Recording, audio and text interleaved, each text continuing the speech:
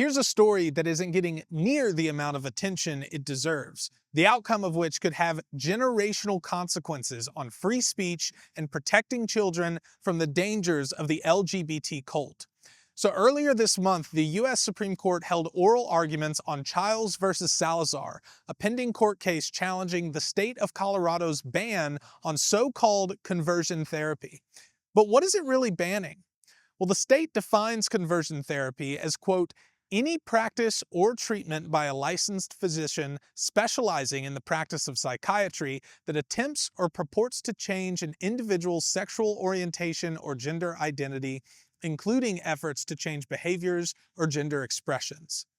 So in other words, if a child lives in Colorado and has gender dysphoria or some other unnatural tendency, even if parents consent to it, not one therapist or psychologist is allowed to guide them out of it. But what about even if the child was specifically seeking to be let out of it? Well, the Supreme Court posed that question to Colorado's Solicitor General. Here's what she said.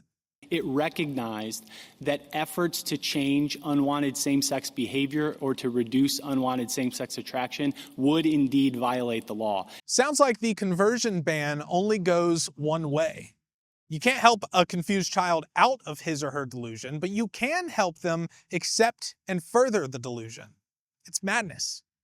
Kaylee Chiles is the defendant challenging this law. She's a licensed counselor in Colorado. Here's what she had to say outside the Supreme Court as these arguments were taking place.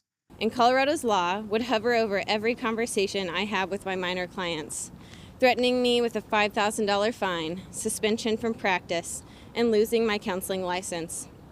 And while I certainly am worried about my livelihood, Colorado's law hurts kids struggling with gender dysphoria most of all.